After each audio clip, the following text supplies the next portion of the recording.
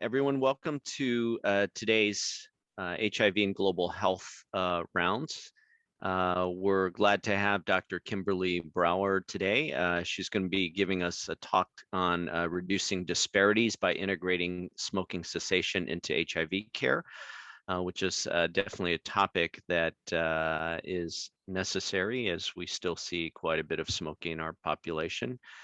Just a little bit of background about Dr. Brouwer. Dr. Kimberly Brouwer is a professor and epidemiologist with expertise in mixed methods research. A recurrent theme of her studies has been to explore the effect of mobility and marginalization on transmission and diffusion of infectious diseases. She further explores the effect of structural, spatial, and social factors on access to preventative and medical services. She has been working on HIV for the past 2 decades, initially in sub-Saharan Africa and later along the US, Mexico, and Guatemala-Mexico borders. Dr. Brouwer is also very active in the new UCSD School of Public Health, serving as its interim Dean for Education and Student Affairs, and teaching infectious disease epidemiology to MPH students. So let's welcome Dr. Kimberly Brouwer. Of note, I'll be monitoring the chat pod, and probably we will take any questions probably at the end. So go ahead, Dr. Brouwer, take it away. Thanks. All right, thanks so much for the introduction, Daniel. And thank you for inviting me to share a bit about our research here at AIDS Rounds, or High Rounds, they're now called. I guess to begin with, I have to announce, do I have any disclosures? I don't, but I do have a disclaimer. One is that I'll be talking about very preliminary results of an ongoing project. Also, I was initially scheduled to speak at the end of August, and we would have had more results to share by then. But since it got moved up, we haven't yet had time to analyze everything, but hopefully it will lead to a good discussion anyways. So what I'll be talking about is a bit about smoking, how common it is, stressing the interaction of smoking and HIV, sharing about our pilot project and cessation options, and then where we're hoping to head in the future. So as Daniel mentioned, I have been working on HIV for over 2 decades, initially in sub-Saharan Africa, looking at HIV parasitic disease co-infections. And then when I came to UCSD, I started working at the US-Mexico border, looking at the interplay between substance use and HIV, initially with Stephanie Strathy and others in global public health, and also working at the Guatemala-Mexico border on similar topics. And one thing that was interesting at that time is that occasionally we would have smoking in our surveys, but we considered it such a low priority that sometimes it didn't even show up. We were really focused on the hardcore substance use. And you may wonder, how did my research suddenly change to highlighting smoking? And part of it was that I moved to the School of Public Health that has a lot of researchers focused on cancer. In fact, a lot of Cancer Center, Moore's Cancer Center faculty who run the Smokers Helpline for the state of California. So I got to talk with them a lot about their research. And the other change was really, the HIV epidemic itself, with new AIDS diagnoses going down, with HIV diagnoses steadying and going down somewhat, but really seen a huge increase in prevalence as people are living longer and people are also aging in the HIV epidemic. So with people living much longer, suddenly things like smoking or alcohol consumption really become much bigger problems than they were in the past. And so I see some of the work we're doing in this pilot project as just a first step in really looking at a lot of things related to HIV and aging. So I wanted to begin just giving a little background on the intersection of HIV and smoking. I'm sure a lot of you are familiar with this topic, but one may wonder, just how common is smoking nowadays? We all have this sense that you don't see it so much anymore. We have so many laws banning smoking in certain areas. Even the sale of cigarettes is much less visible than it's been in the past. But it is still around. We've made a lot of strides. U.S. Smoking had a peak in 1954 with 45% of Americans having smoked in the past week. And it's now down to, actually, the latest numbers are 14% of Americans smoking in the last week. So it's still a significant problem, but luckily we've made a lot of progress. The other aspect of this that you may not realize is that not only are fewer people smoking, those who are smoking a lot less than they used to in the past. It used to be common for people to smoke around 130 packs per year. That was the average, and that has gone down now to around 35 packs per year, which is a great improvement for those who do smoke, that they're smoking a lot less than they did in the past.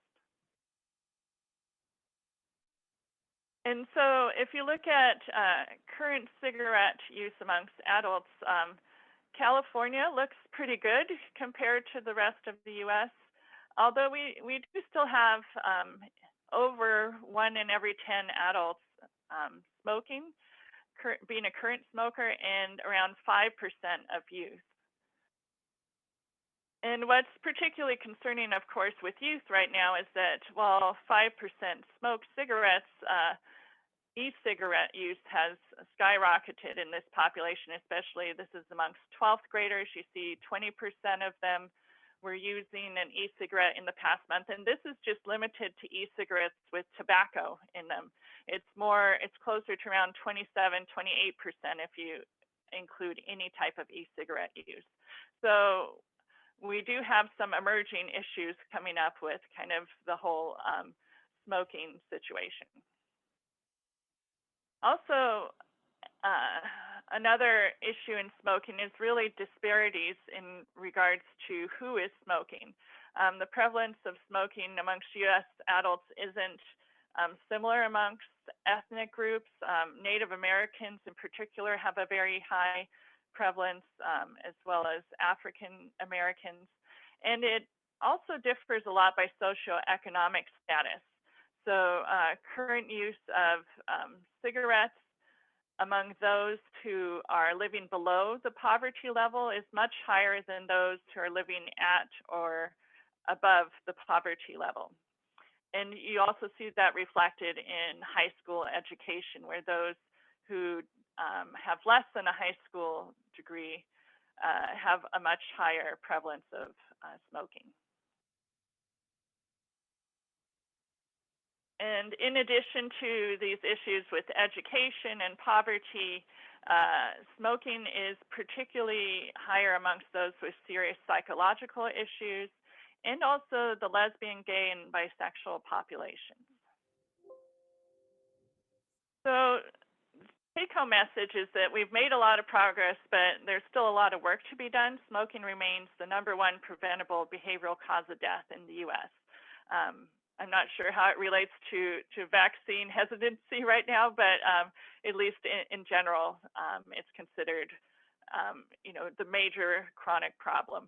And despite substantial progress in reducing the use of tobacco over the past decades. So what in particular is the interaction of HIV and smoking? Well, unfortunately, smoking is about 2 to 3 times more common amongst people living with HIV than the national average, although you do see quit ratios going up in both the general population and to some extent a slow rise amongst people living with HIV. If you look at all people living with HIV on antiretroviral globally, about 36% of them are current smokers. And it tends to be a lot higher in countries with higher incomes. And the reason for this concern about, why we're so concerned about smoking being so common amongst people living with HIV is that it's really a double whammy as far as biological consequences. So if you have HIV, even if it's under control, you have some systemic inflammation going on. And then tobacco use itself causes an immediate increase in inflammation. They've done biological studies where even a single puff of a cigarette, you can right away measure it in your blood in regards to inflammatory markers. And this has really acted to synergistically worsen the health effects of things like heart disease, lung disease, and cancer. Also, people who smoke and have HIV have increased risk of mouth, throat, and lung infections, and they're more likely to contract pneumonia. More than just the simple additive effects, it's more of an increased interaction. So a study of about 18,000 people on antiretrovirals in Europe and the US found that non-AIDS death rates in smokers were considerably higher for, in general, about 2.6 times higher mortality rate, but then for things like heart and liver disease, 6 to 9 times higher. Also, there have been studies, multiple studies showing things like suboptimal adherence to antiretroviral amongst smokers, where there are about 1.6 times higher odds of having suboptimal adherence. And even for those who were taking antiretrovirals and taking them consistently, they tended to have poor viral and immunologic responses. So all of this adds up that cigarette smoking causes about 24% of deaths amongst people living with HIV. And if you look at years of potential life lost, HIV or smoking is now causing people to lose more years of life than their HIV infection itself. Of course, this is reflecting the great advances in getting antiretrovirals to everyone, but it really highlights the growing relative importance of smoking in this. So this leads me to our pilot study. We applied for funding from the California Tobacco-Related Disease Research Program. It's actually a program funded by cigarette taxes, so at least they're putting some of their money to good use, where they funded 2-year high-impact pilot research projects to really focus on reducing disparities.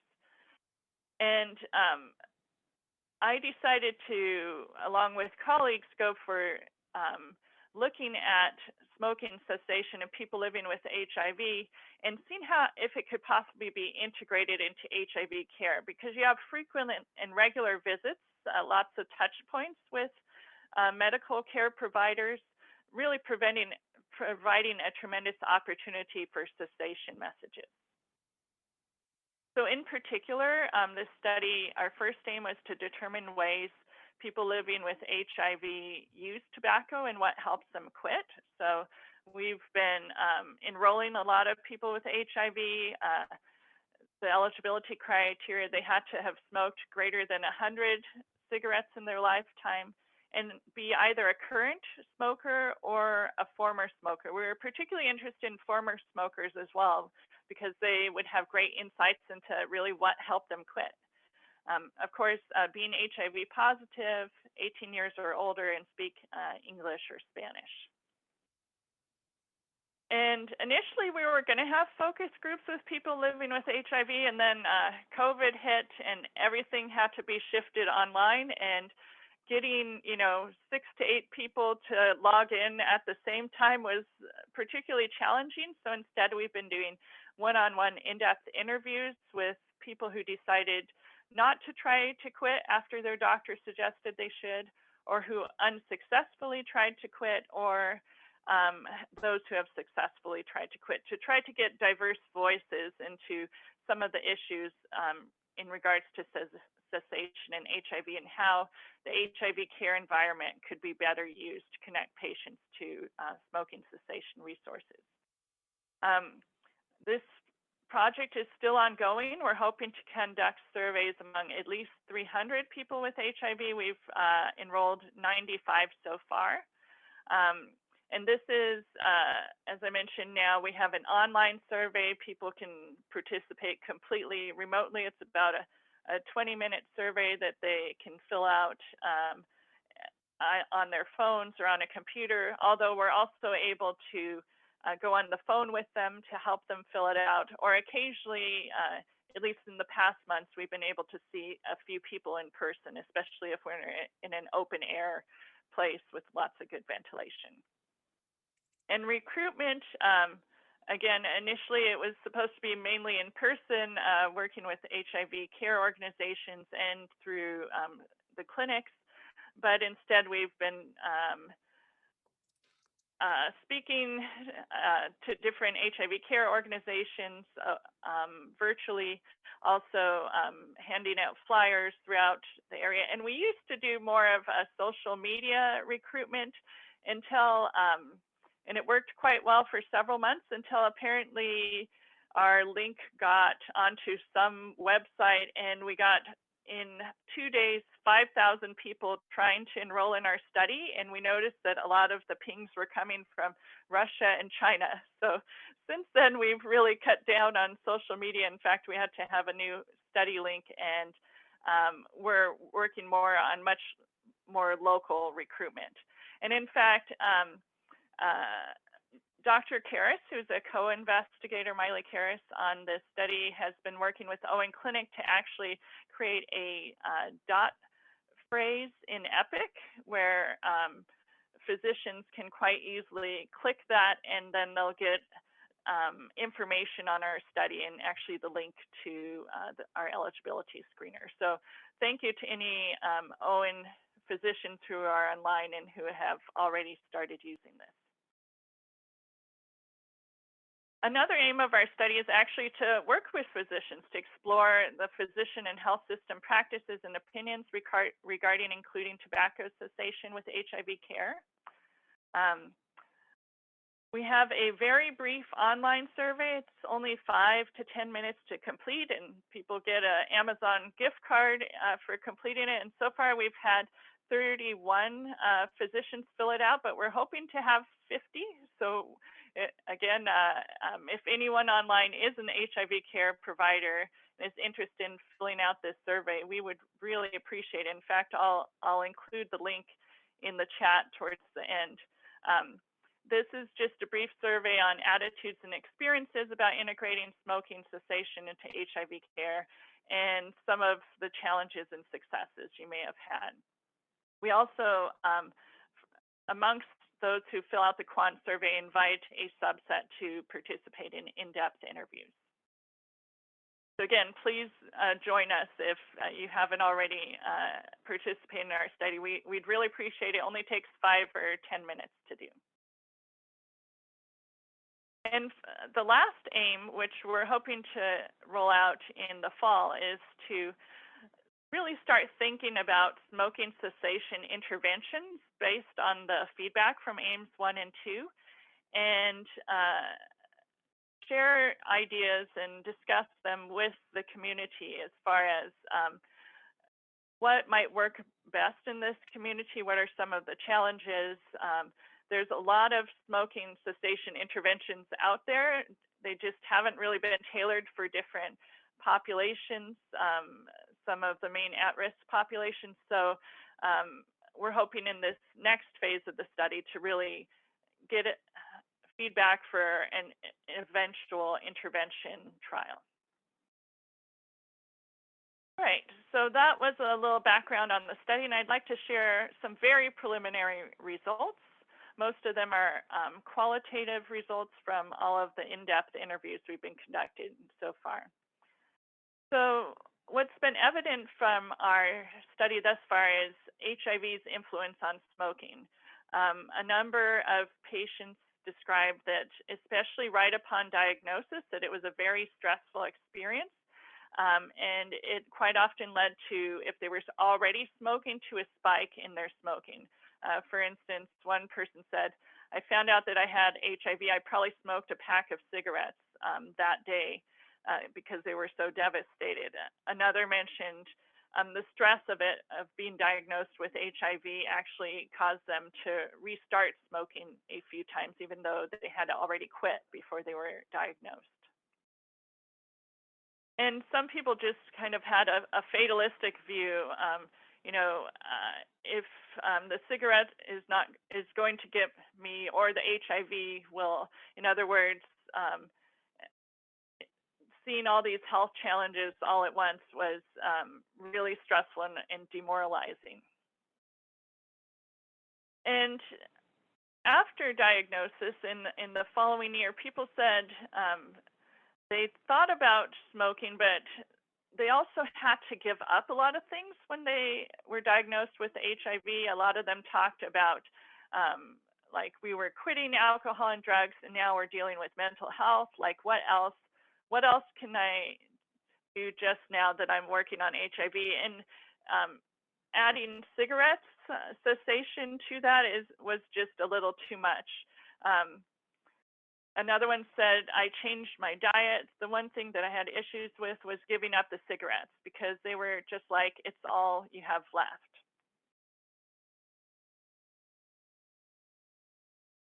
But eventually, especially in subsequent years, when people had stabilized their HIV infection,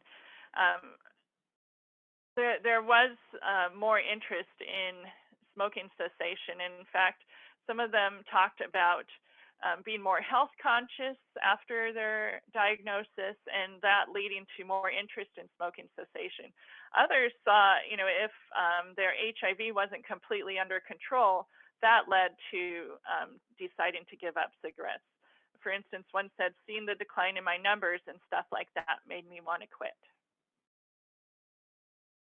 But there were a lot of barriers to quitting and staying quit, as you might imagine. One of the main ones that was mentioned in most interviews was the social and peer pressure.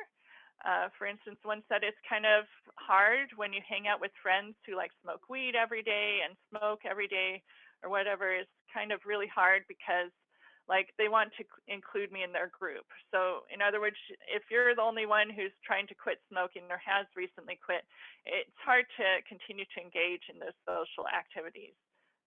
Another one just mentioned, the social pressure of smoking, especially when they were hanging out at bars. And really, that was another barrier to quitting alcohol use. Multiple people talked about the atmosphere in bars and the smoking involved, or just not just the atmosphere, but when they drink, that they liked having cigarettes at the same time. And it kind of was a behavior that was linked together. So it was hard to think about quitting smoking if they were still actively using alcohol. And then substance use was an even bigger challenge. One patient said, if you're going to try to quit and you're not going to quit the drugs, it's just not going to work. And even healthcare providers mentioned this another time, that one of the most important agenda items might be higher risk substance use rather than smoking.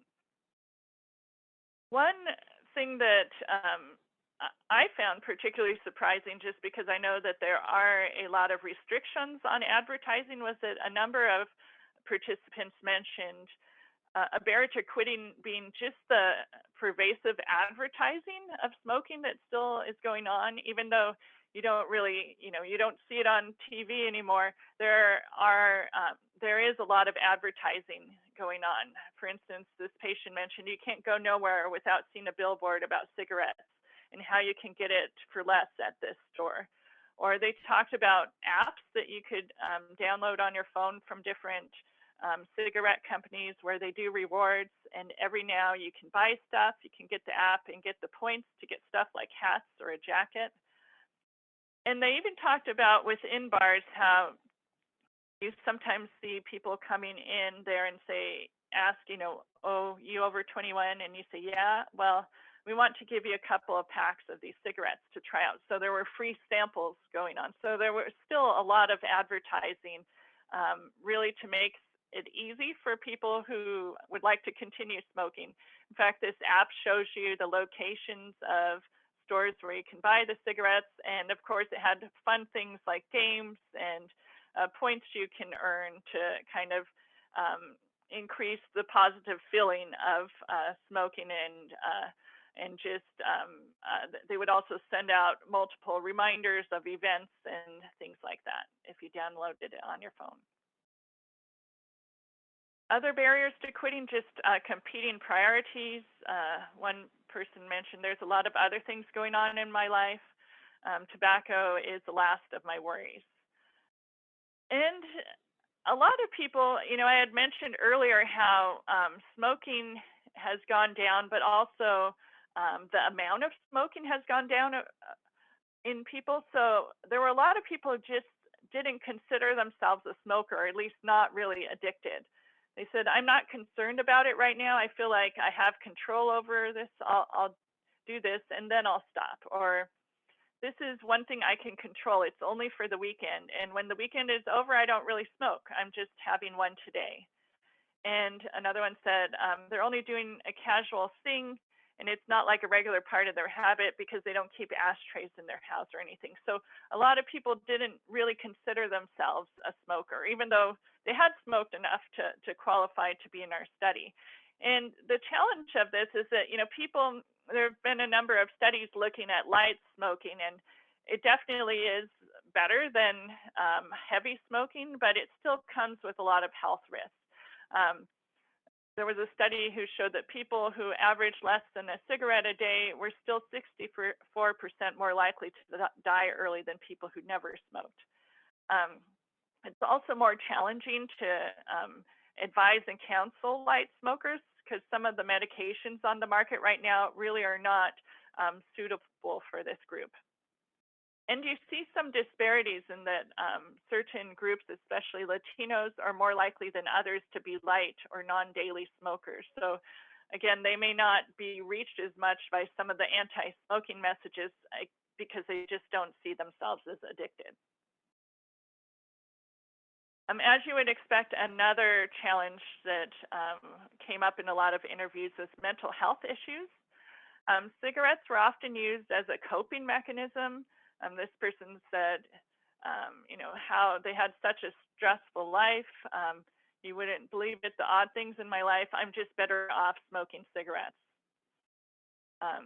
Other person talked about being bipolar and how cigarettes might actually be something that they could manage and a positive thing in their life. And then another person talked about when they were diagnosed with HIV and they had depression, that cigarettes could be their best friend, and that nicotine was actually very comforting in this time of need.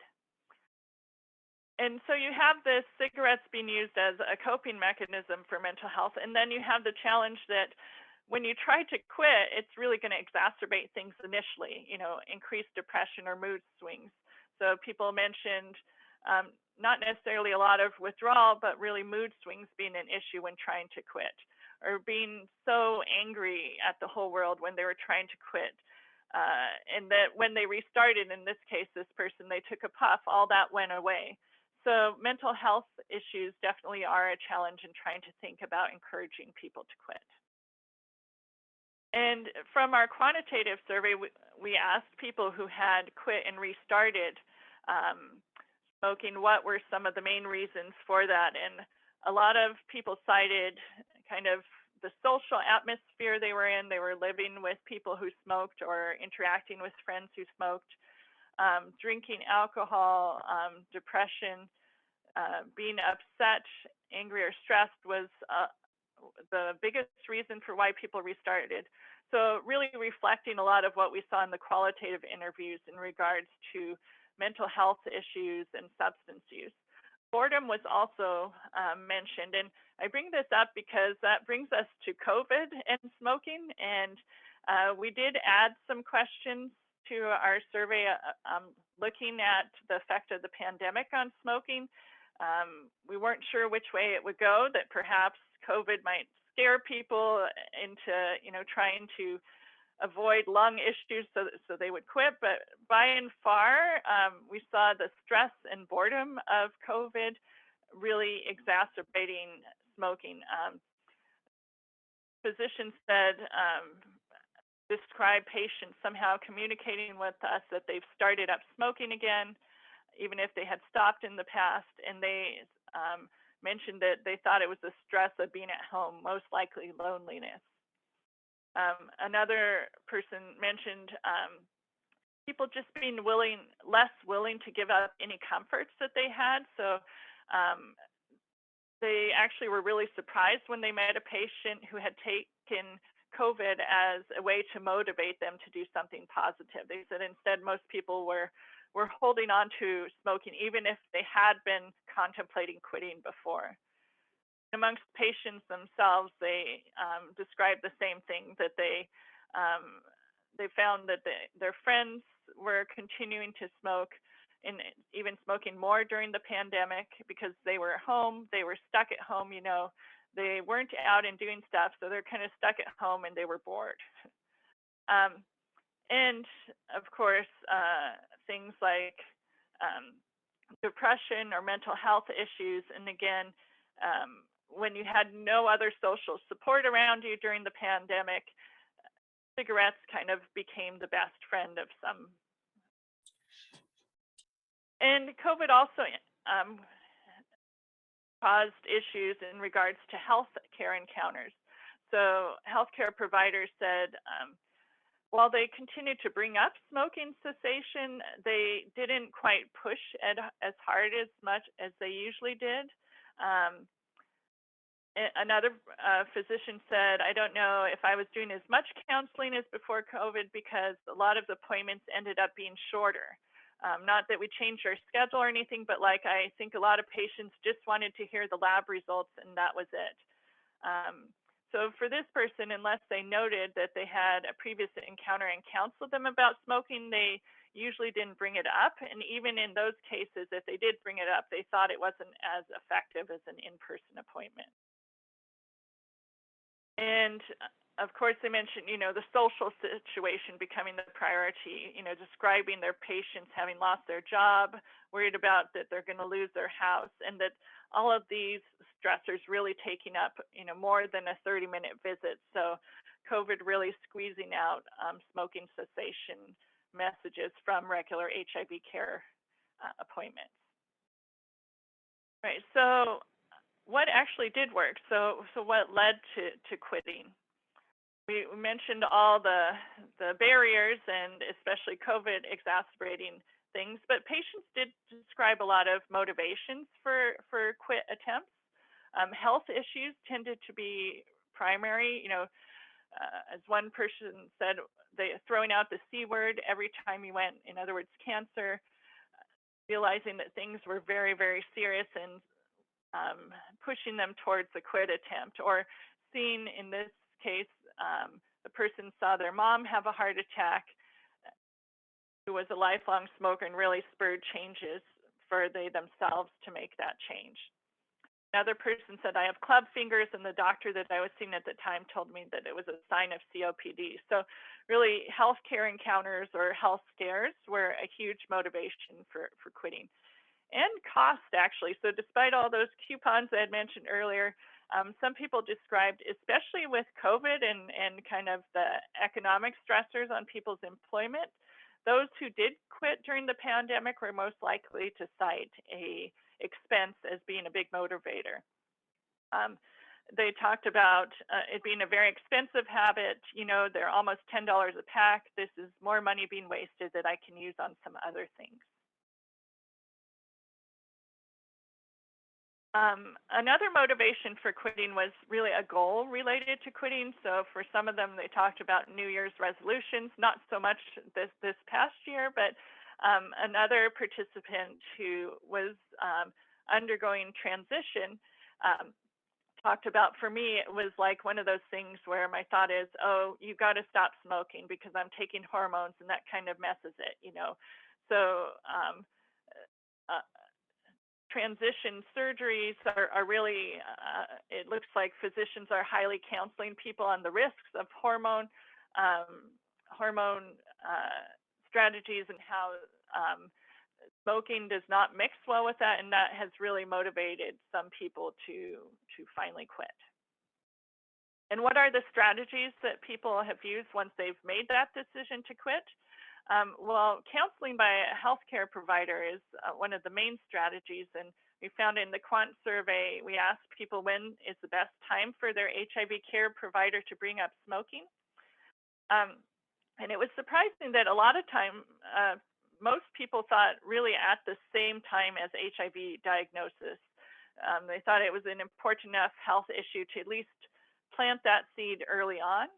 It was only a small number that said only if a patient brings it up first, or only if a patient has really obvious respiratory or cardiovascular problems. In fact, most patients thought that their healthcare provider should bring up smoking often and follow up with it. In fact, they said, I expect it from my provider. If they don't, I'm like, okay, then they must not really care. So it wasn't that they were annoyed by constantly being asked about it. That it was something that they thought if they would hear anti-smoking messages anywhere, it would be from their provider. Another mentioned, I think if he would have followed up with me more, you know, probably would have pushed me to do it sooner, because at that point I was seeing the doctor probably once a month and it was never really brought up. Another person mentioned they would like it to be brought up very gently every single time. So that gently theme did come up a lot. So bring it up a lot, but don't be too pushy and be positive. So a healthcare provider says, you know, if they say no, then I'm not going to get into it. But if they say yes, you know, I'm going to ask them like how important it is to them right now. How important is quitting smoking? And patients themselves said, you know, try to do it in a positive message, you know, talk about things that will improve in their life, like going on hikes and stuff. Don't necessarily threaten them with the negatives like death and cancer. And they also talked about the effectiveness of having the provider really being their champion. So one person said, they see their doctor every time, they know each other quite well, and he's quite proud of the fact that I quit smoking cigarettes. He was on cloud 9, he was overjoyed, and they mentioned that actually helped them to stay quit. One of the challenges in HIV care, of course, was substance use amongst their patients. And one idea was to really, in some cases, pair quitting substance use with quitting smoking at the same time. In fact, one patient talked about how they used residential treatment as a way to quit methamphetamine use, but at the same time quit smoking. They were taking Chantix, which is a medication to decrease cravings, and it can cause depression or other suicidal thoughts as a side effect. But they thought, hey, if I'm in residential treatment, I'm already receiving counseling therapy and everything else, so I figured it was the safest place to do it. Others mentioned the importance of really dealing with mental health at the same time as quitting, especially if people were using cigarettes as a way to cope with stress, trying to think of ways to find other stress relievers. For instance, with this participant, they said, I like music, so they found things that, you know, motivated me. And music was one thing that, you know, motivated me because I listened to all kinds of music and it helped me relax. It helped me deal with my bipolar. So by doing this, this person was able to have a successful quit attempt. Of course, there are plenty of challenges to providers. Some mentioned training that, in fact, this was a person in charge of training other physicians in motivational interviewing, and they said, I had to learn a lot of it myself to be able to teach it, that they had never really been formally trained in motivational interviewing and really wanted to do more. And another mentioned having more practice with the skills of, small group exercises to practice motivational interviewing. And then another provider challenge was really time. Some would say, I have 20 minutes and I have 20 different issues to deal with. So sometimes smoking cessation, at least the time I'd like to devote to it, just isn't there. As far as actual strategies beyond counseling, nicotine replacement therapy was something that a lot of physicians prescribed. And for some participants, people living with HIV, they said it was quite helpful, but others talked about worries about side effects with some of these quit aids. For physicians, some of the challenge in prescribing quit aids was that some of these can be quite expensive, and they talked about all the different formularies and what's being reimbursed and not is pretty complicated. You can go look it up for every patient, but it's going to take 2 or 3 minutes to do so.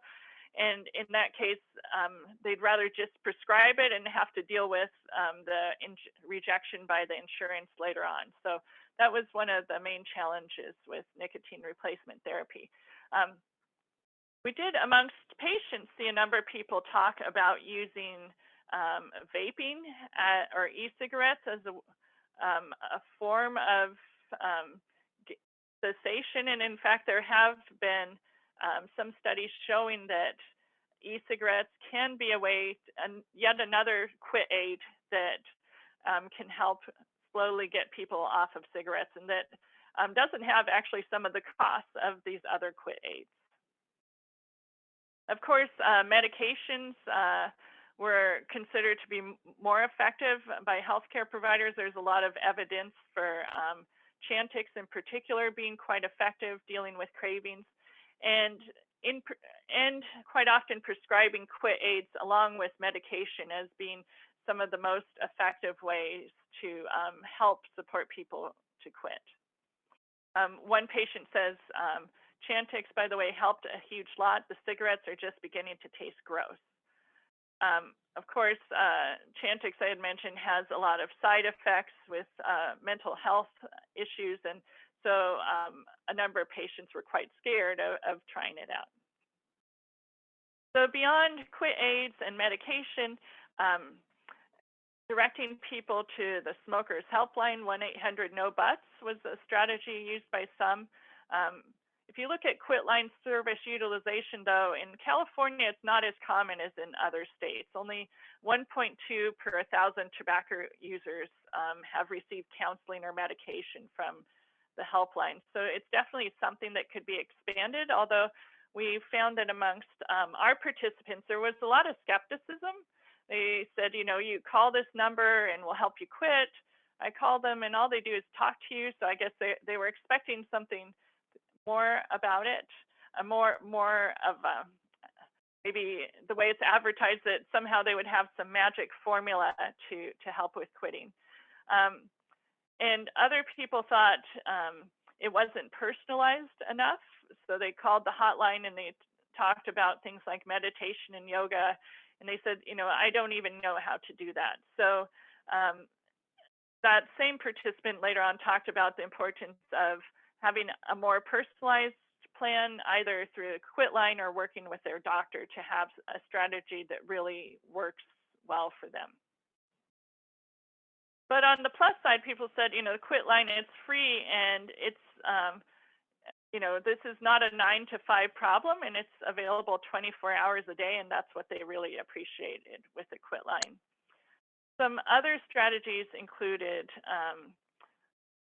one thing that most patients and providers weren't as familiar with were group counseling or things like Nicotine Anonymous, and a lot of people were quite interested in this group.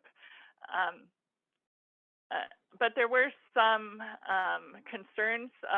One mentioned that I like support groups, but I want it to be inclusive. I haven't really found any groups that are like for the LGBT community.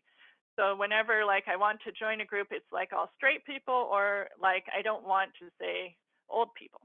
So these support groups are helpful, but it has to be in a community where people feel at ease. And some people just talked about, you know, we know all about alcohol and Narcotics Anonymous, but I didn't know about Nicotine Anonymous existed. So they thought that should be made more public.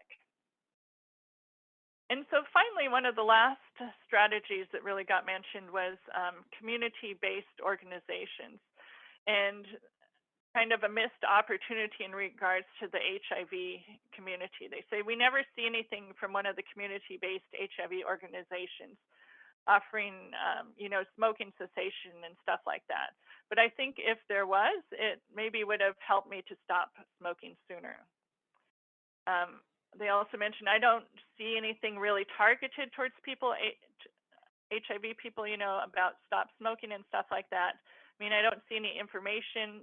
So the service organizations here in San Diego, the offices and stuff, that I really never seen any information. So I think if there was some information out there about smoking and stuff, I think it would be a lot easier to gather the information.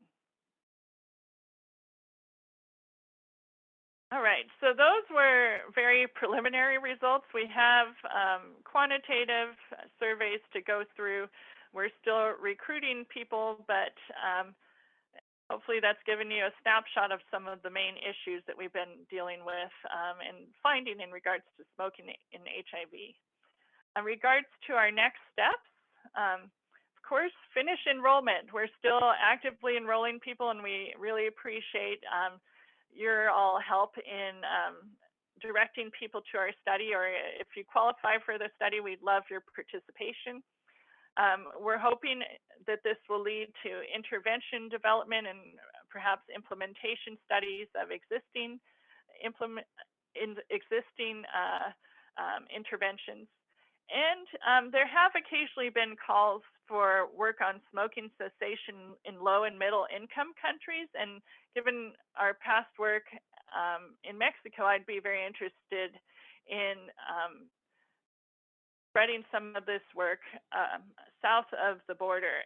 Smoking is not as big of an issue in Mexico, although amongst males, it's a lot more common than females, and amongst people living with HIV, it is quite a bit more common than the general population. So, and at the same time, they have the added challenge of not having quite as many resources in regards to like quit lines or things like that available to people. So definitely, I'd like to think about some collaborative projects with investigators in Mexico in the future.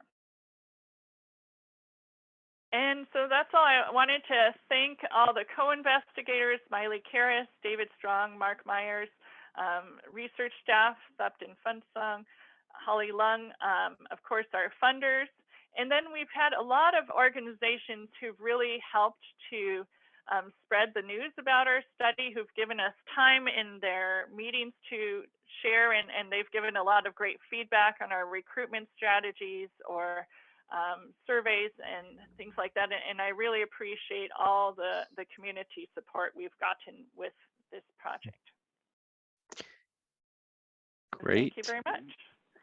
Thank you very much. So there were a few comments, questions. The first one, just to start, so our smoking cessation counselor, Vernay, had asked, is the survey only open to physicians, or would she, as a smoking cessation counselor, is that open to take this survey for her? Great question. So it's open to physician and physician assistants to take the survey, but we also are interested in doing in-depth interviews, so the qualitative conversations with not just physicians. So if you would go ahead and fill out the survey, it will lead you to the end quickly. It will say you're not eligible, but then we can give you a call if you'd be willing to participate in an in-depth interview. And in fact, here's the link to that eligibility screener. In fact, we appreciate talking to, caseworkers, substance use counselors, people really working one-on-one with people on this issue, and in addition to physicians. With that said, I think Vernay also asked, what's the best way to refer? I presume she's talking about patients to your study. That's not the same link, correct?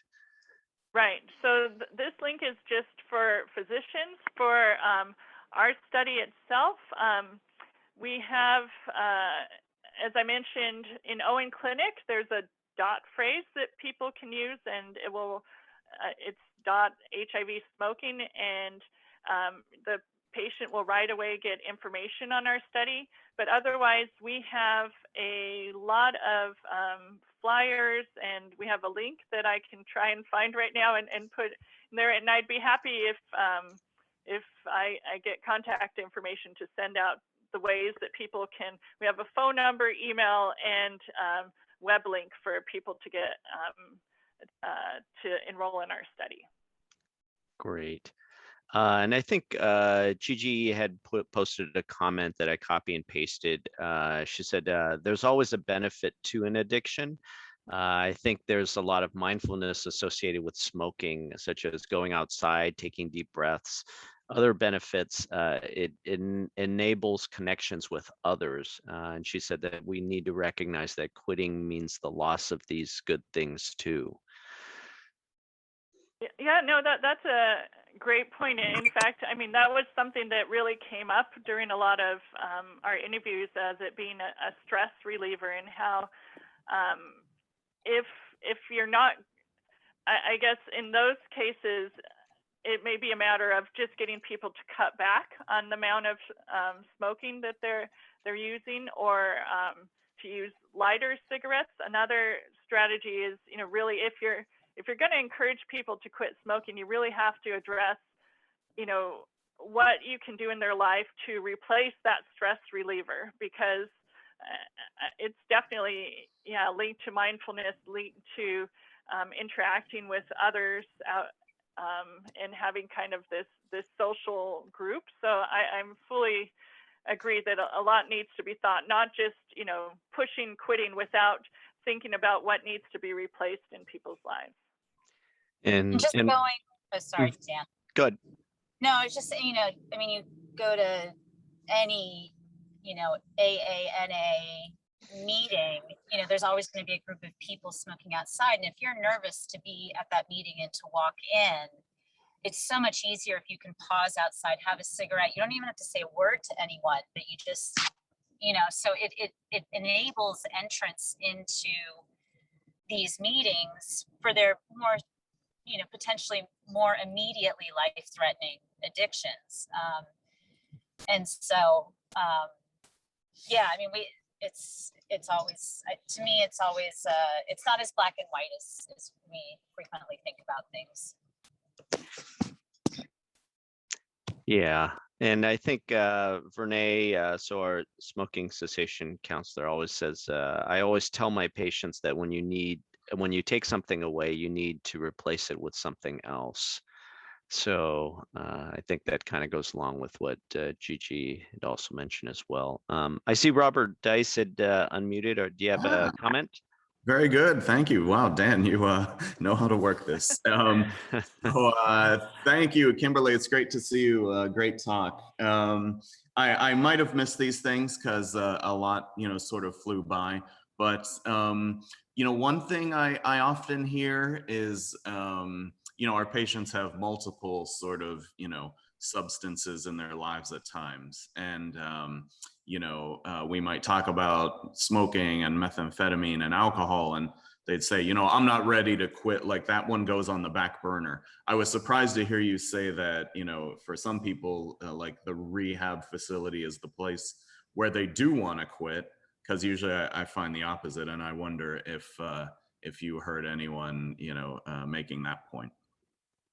Yeah, I was actually surprised myself, because I heard from most people, well, yeah, deal with everything else first, and then, smoking will kind of, eventually come, or I'll start cutting down, but I'm not going to quit. But we had a number of participants who really said, you know, if I'm going to quit, I'm going to, you know, if I'm in this really supportive environment to deal with my addictions, I might as well group it all together. And a number of them successfully quit that way. And there have been studies showing that, you know, it can be done, and they've even developed some interventions to try to pair substance use with smoking cessation at the same time.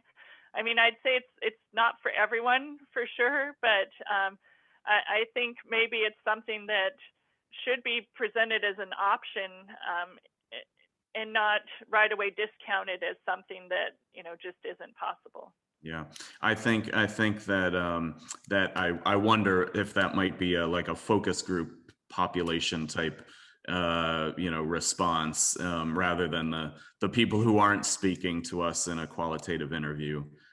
Might be less motivated to cut down everything all at once. Yeah. That's true, and you got to figure, you know, who's willing to join in on an in-depth interview.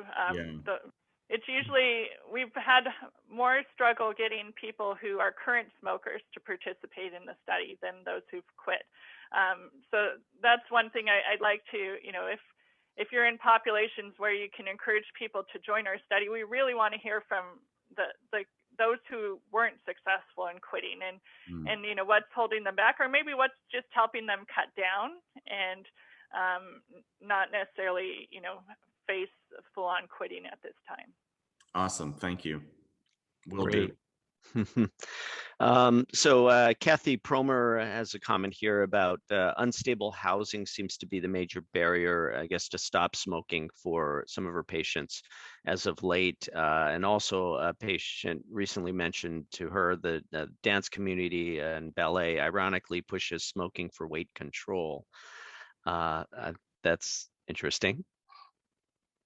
Yeah, in fact, I didn't bring it up, but a number of people who quit talked about one of their motivations being appearance, and kind of it was health, but it was more health in a, you know, a way to, you know, be more active or be at their full potential. People who, one mentioned, I'm in customer service and I hate, you know, the smell and everything, and that was a motivator. So sometimes it's not always, you know, the dire health consequences. It's the positive things that weight control or other things that people are looking at.